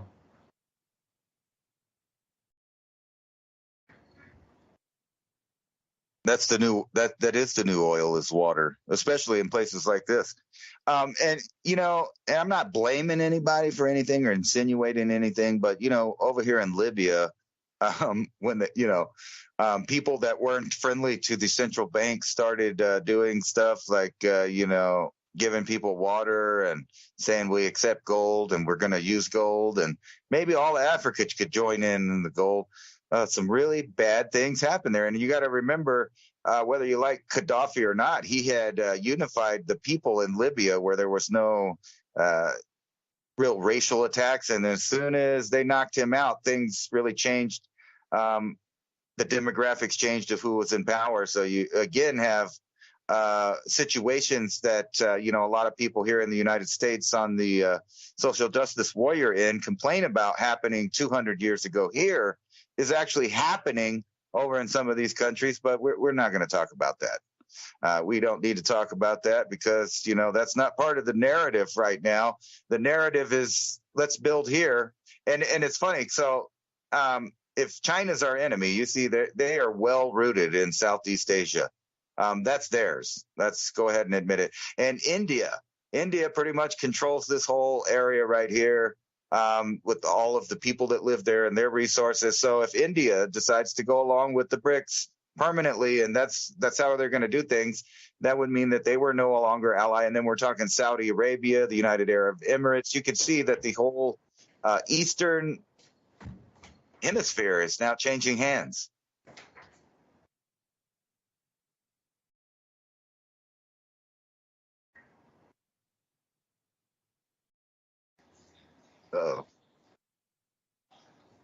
It's definitely changing hands, but not only that, you have a lot of these countries in South America. So we're getting cornered in with our neocon ran central banking system, which has decided that we're no longer worthy of, you know, having prosperity. So they're shutting down all of this, all of Europe, and it seems like they're just about ready to light a match to the whole thing.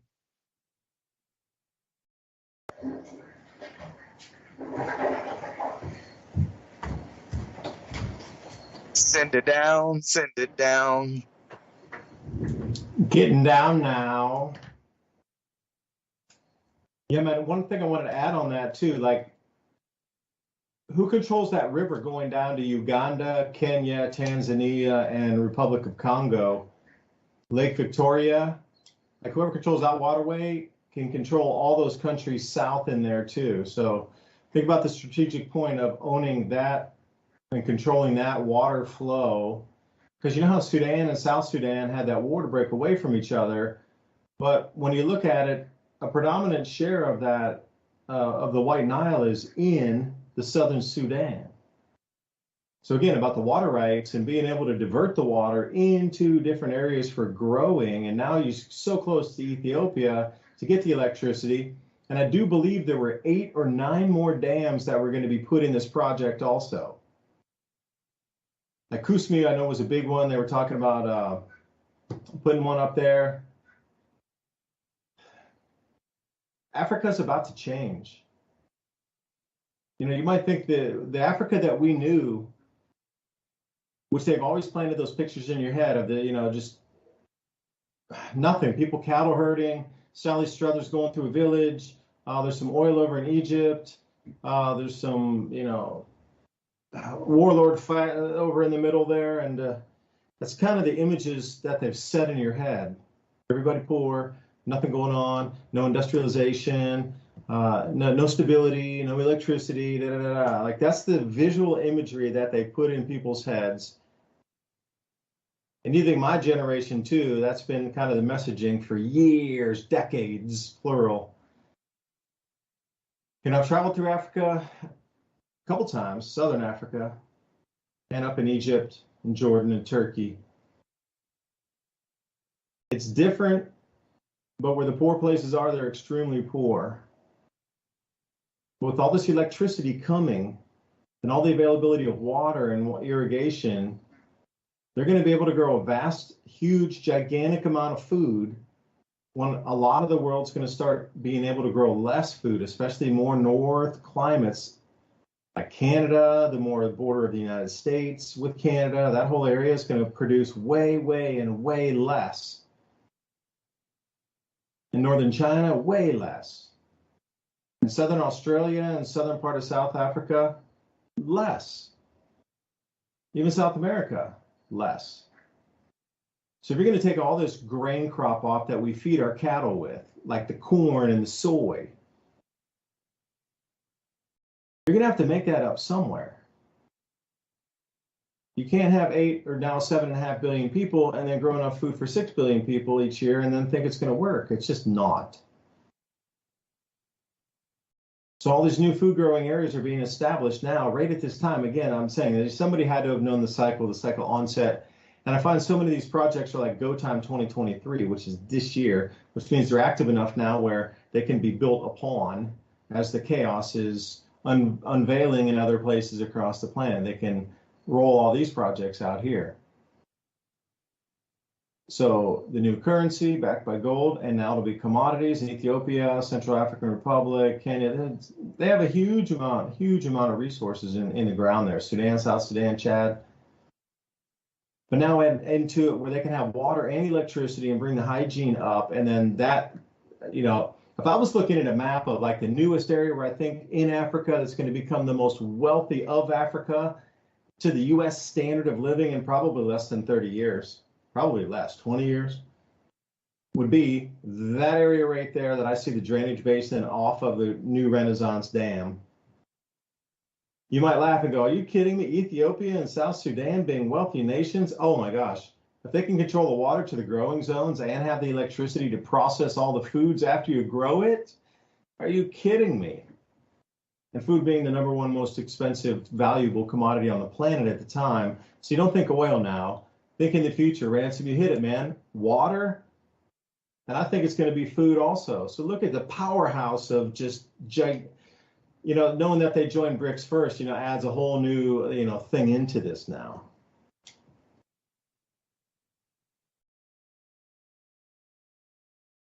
Yep, it's the God business: guns, oil, water, drugs. That's the way they've always ran everything, and they're using it to pull the plug and reset. And we can see the places on the map where they're trying to move to.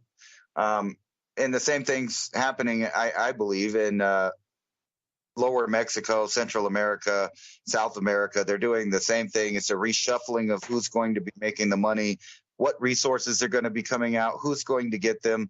And, I hate to say it, but the Western world is not only collapsing, it's shrinking in size as far as where we're permitted to go, which people think we're friendly, because, even though you may not agree with the wars and the crazy things that our governments put out there, in other places in the world, they do blame you because they feel like, you're voting it in. You're the one behind it. And, a weird thing happened when I was living at the Air Force Base in Maryland.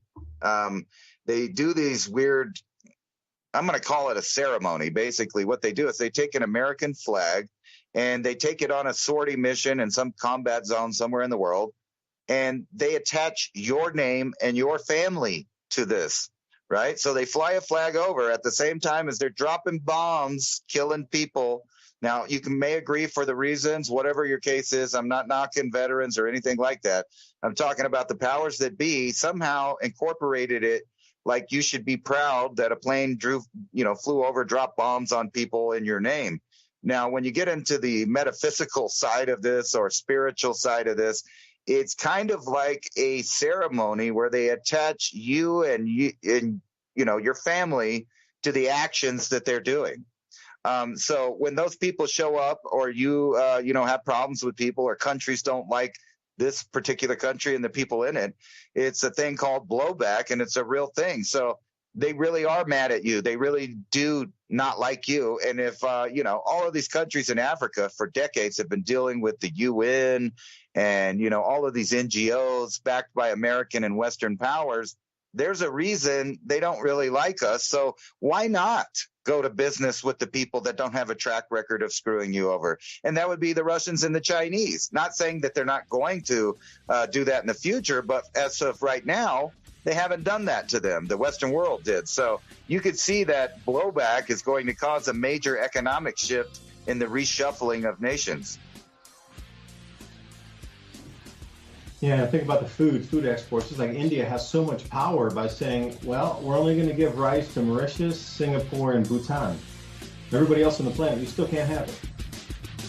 See, the power of that, kind of unsurpassed. Now nations can tell other governments what to do because of the food that they give or withhold. It's DuByne right here, along with Ransom Godwin, signing off. Appreciate your time tonight. Share this and let some discussion about where the world is moving to.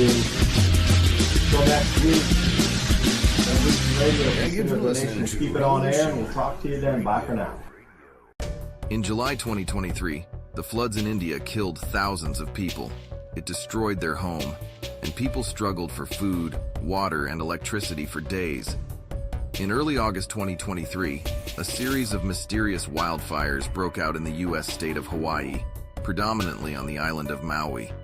The wind-driven fires prompted evacuations, caused widespread damage, and killed at least 115 people, leaving 850 others missing in the town of Lahaina. This is the perfect example of why we should prepare for emergencies, from having an emergency food survival kit to having extra blankets, batteries, flashlights, etc. Store flashlights of high-grade quality. Don't forget, a multi-tool kit and supplies for the pet, like a bowl for water and a toy for comfort. The first thing you should stock up on is water. During heavy storms, the water supply is disturbed, and going to the supermarket to buy water is out of the question. Clean drinking water is more essential than food. Therefore, you must ensure you stock up on water, at least 1 gallon per person for 3 days. Depending on the region your home is in, you can be subjected to heavy rains, landslides, wildfires, floods, a tornado, or even government and an unstable public. In any case, being prepared for the any scenario is necessary. You should stock up on the best food for emergency survival, safety kits, extra blankets, and more. Be informed. Also keep watching Mini Ice Age conversations to stay informed on the latest trends and dangers threatening our future and world. HeavensHarvest.com. Use the promo code ADAPT to save 15%. Stay prepared.